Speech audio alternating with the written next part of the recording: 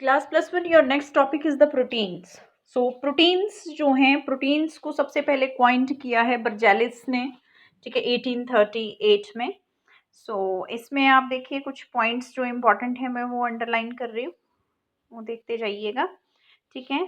इसमें सबसे पहले इसको जो डिस्कवर किया है वो किसने किया है, बर्जेलियस ने, ठीक है। प्रोटीन्स जो है आप सबको जैसे कि बताया था कि बहुत सारे अमाइनो एसिड्स को मिलके पॉलीपेप्टाइड्स बनते हैं, देन उसके बाद प्रोटीन्स बनते हैं।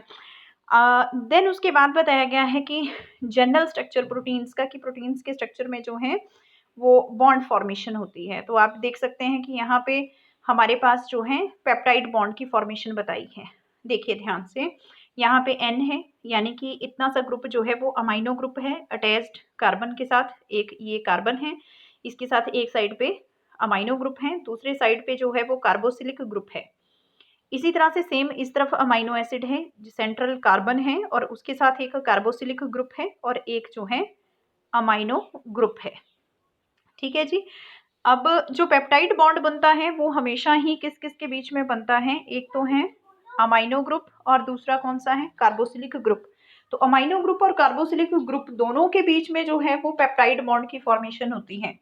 जैसे ही बॉन्ड बनता है तो इसमें से वाटर जो है, यहाँ पे देखिए H के 2 मॉलिक्यूल्स हैं और सिंगल O है, ठीक है। ये दोनों जो है मिलके जो है वाटर बन के ये बाहर निकल जाएंगे दोनों।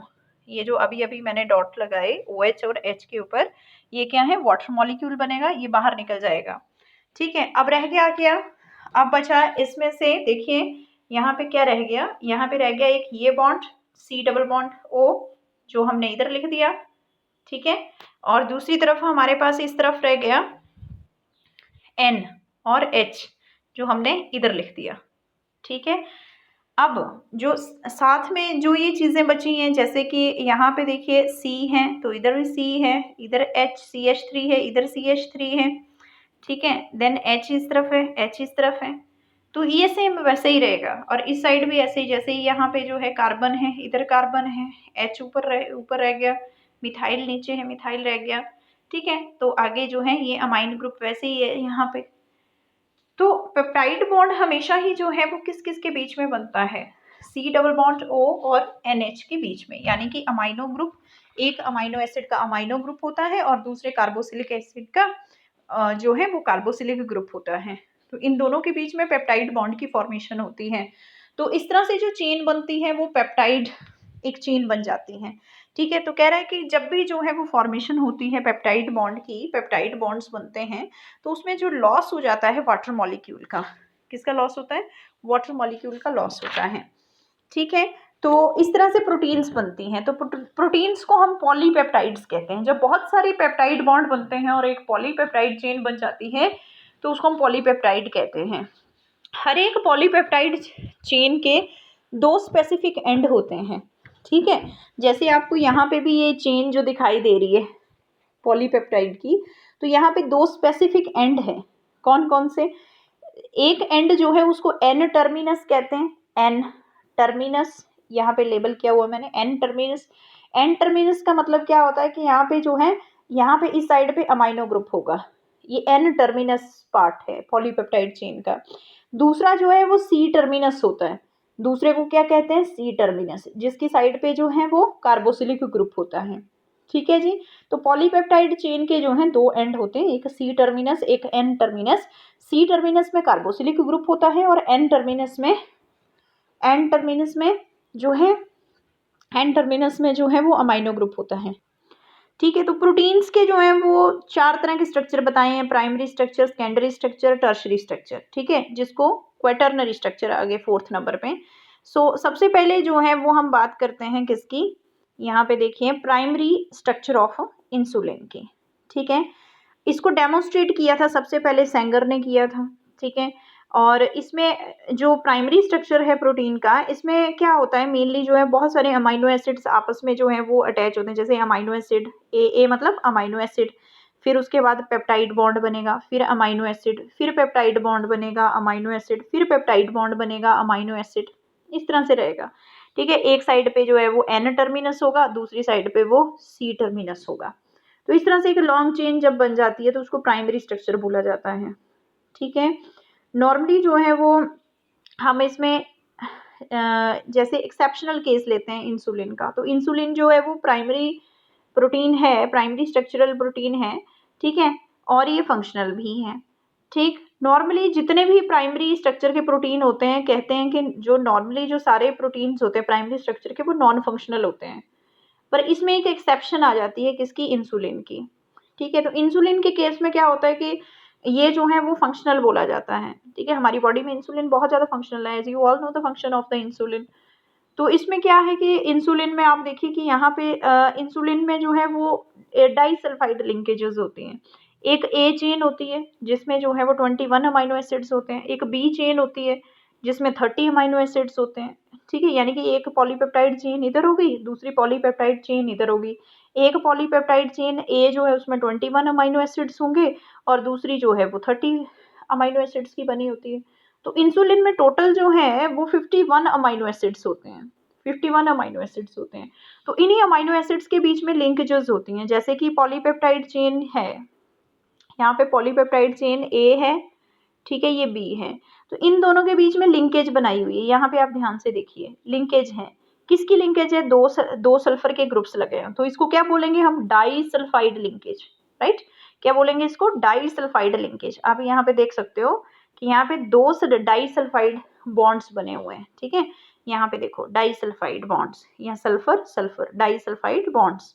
ठीक है, अब यहाँ पे आपने याद ये रखना है कि जो ए चेन है, यहाँ पे जो ये ए चेन है और बी चेन है, इन दोनों के बीच में तो ग्रुप्स, इन दोनों के बीच में तो डाइसल्फाइड बॉन्ड्स दो हैं।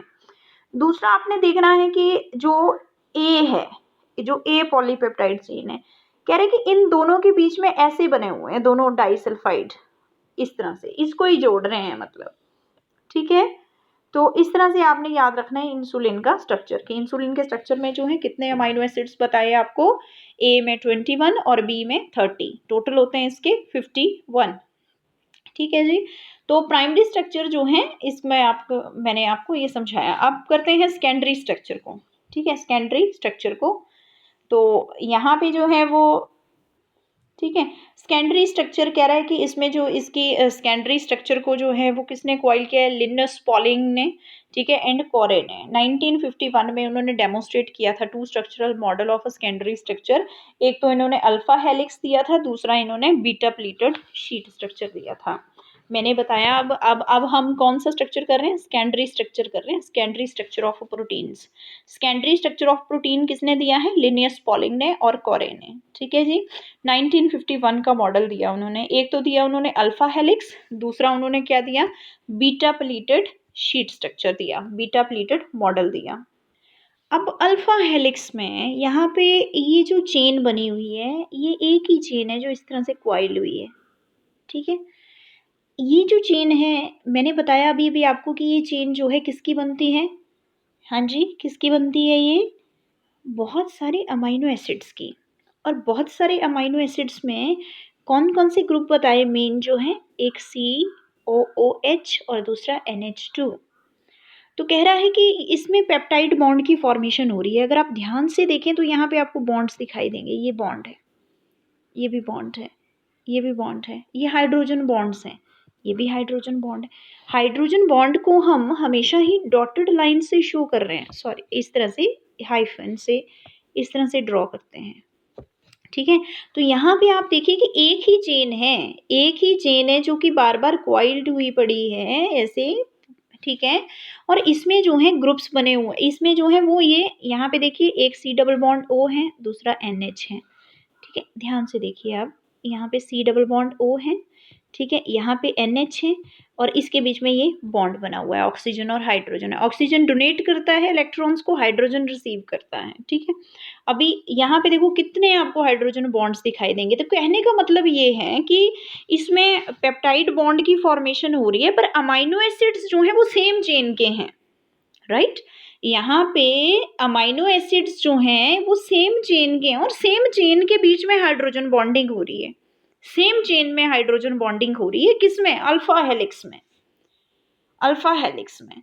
और डिफरेंस रहेगा आगे अगली स्ट्रक्चर में, अगली स्ट्रक्चर में बीटा प्लीटेड स्ट्रक्चर होगी, हाइड्रोजन बॉन्ड्स बनेंगे डिफरेंट चेन्स में।